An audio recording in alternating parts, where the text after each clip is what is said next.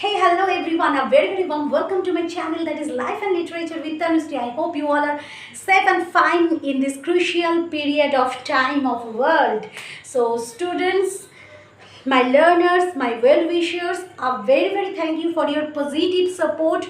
Don't forget to like, share and subscribe my channel if you are enjoying my study, enjoying my channel. And don't forget to write down the comment in comment section. I want more and more suggestions from you to develop myself as a teacher. So student, last day I have already discussed with the background of the poem Loving in Truth, and this class is also about Loving in Truth explanation line by line. I'm just trying to explain it line by line, and this class is useful for West Bengal School Service Commission English syllabus. Okay, English students, that means PGT, TGT, anyone. So if you are finding any difficulty, if you are seeking any difficulty regarding English language, you can comment me. I will continue my classes in Bengali also, don't worry. Okay, so what was the poem Loving in Truth? Okay, written by Sydney. Yes, so in Astropel and Stella, this sonnet number 1, we know that, we know the background. Okay, so those who are till now not know about the background of the poem, you can see my last video. That is a very short video. Okay, so let's start. Loving in truth and fain in verse, my love to show. Okay, loving in truth, the poet is telling that their love, their eternal love of truth, and fain in verse, as the love for his beloved is so true that he is feigned, that means that he is compelled to write down it in some words. We all know that when poetry comes in our mind, we all are the student of literature. Yes, I think you all have experienced writing a poetry in your life at least at once. At least in your college life, at least in your young age, you just wrote it. Yes. So you have also, I think you have also wrote the love letter. Yes. So the same thing is happening. While the urge of love to our beloved is happening, then it just it affects in the fame. It affects and it fails in words. Clear? That she, dear she, might take some pleasure of my pain. So this is the very contradictory thing. The poet has used rhetoric. Yes, so much rhetoric he has used. Pleasure of my pain. This is a very beautiful sentence, beautiful line. While we are getting some pleasure with pain, it really very obsessive, and it really very beautiful. And we all know that in love we get our pleasure only after getting some pain. And the poet, same thing, the poet is what?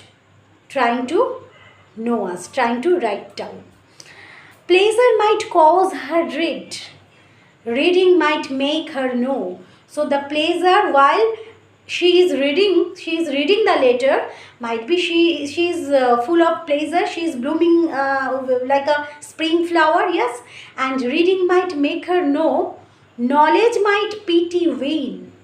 Okay, maybe while he is reading the love letter of the poet, then maybe she felt some pity about the poet. Yes, and pity grace obtain, and through that pity grace can be obtained. I sought feet words to paint the blackest face of woe. Just try to underline the line blackest face of woe. We all know that woe is miserable, woe is very black. Yes, woe is not good. Woe is the unhappy moments, sad moments of our life. So that just the poet is trying to add some adjectives, that blackest face, blackest, not only the black face, blackest face of woe. This is the wordest thing. So I sought fit words to paint the blackest face of woe. He is just trying to painting his woe. Studying inventions fine, her wits to entertain. Oft means often, turning others' lives to see if thence would flow some fresh and fruitful showers upon my sunburned brain. Why his brain is sunburned? Please write down in comment section. Try to think why the poet used the adjective sunburned. Why the brain is personified, like using the metaphors or similes like sunburn, some adjectives. Yes, the poet's brain is burnt or is burning like sun. Why? Please comment me. Okay. But words came halting forth, wanting invention's stay. Invention, nature's child, fled step dame, studies blows. Okay, and others' feet still seemed but strangers in my way. So the poet is telling that strangers, there are so many strangers in his way. Thus great with child to speak, and helpless in my throes, biting my truant pain. Pain, yes, pain is compared to the truant pain, yes. Beating myself for spite. Fool, said my muse to me. Who is muse? Muse, that means while we are writing a poetry, we are dedicating someone, the god. You can tell that it is the god, dedicated god. So fool, said my muse to me. So while the poet is writing the poetry, his muse is telling that you are the fool. You are the fool. Look in thy heart and write. You go and look in your beloved's heart. Then only you can write a beautiful poem. If you cannot peep through or peep into your beloved's heart and soul, then how can you write? So what a beautiful poem it is. Just wait. Okay. So what is here? I'm just summing up.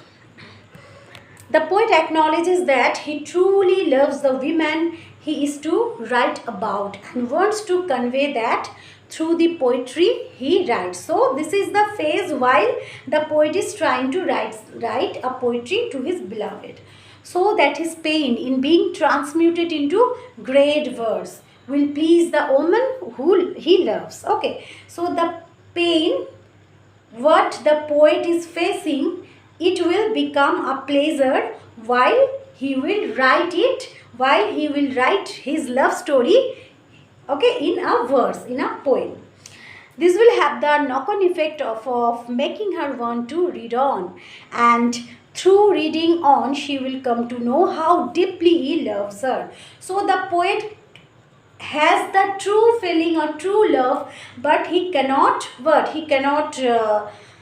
explain it in front of her, so that he chooses the path to write a poetry, because to him only poetry is the thing through which he can express his views, express his ideas, express his love for his beloved. Okay. So courtly love, that medieval tradition in poetry whereby the hopeless lover admires the women from afar and the wishes to please her by praising her beauty in poetry through immortalizing her in verse. Okay. Studying inventions find her wits to entertain, often turning other lips to see. Okay, this is the next stanza. And study is the not best way to beget invention. So poet is telling that no, study is not the best way to beget this invention. Not if the words one invents are to ring true. Yes. What's more, through copying that others have written signifies other writers hinder rather than help him. So if a poet is only copying some poet's imagination or poet's thinking, then what is the fruitfulness of it? And because of that, his words will ring hollow and his beloved won't believe it. Maybe while the poet is just copying his writing from any other poets, maybe his beloved may not believe him. Yes, thus great with child to speak and helpless in my throes, biting my truant pain. So that at last Sidney then returns to the mothering analogy that and likens himself to a woman great with child, okay, suffering the pangs of throes of childbirth. Okay, throes means the pangs of childbirth.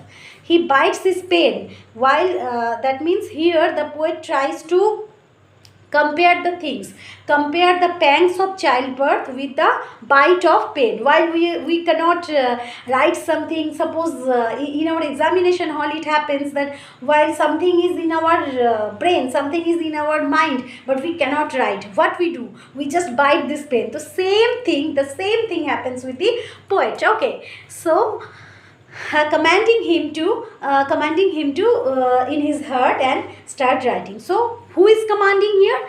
His muse. Okay, so forget books, forget study, just be true to yourself. Look inside and write what you find there. That means in your beloved's heart.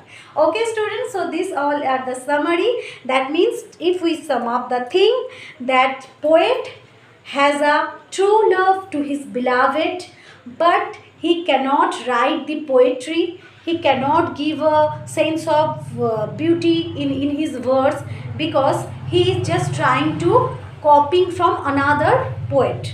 He is just trying to remember the study, remember, and just like cramping system. Okay, and his muse is telling, why you are copying from another poet, while you are copying from your ancestors, you should look into your beloved's heart, and only with peeping through your beloved's heart and soul, you can write down a beautiful love letter to your beloved.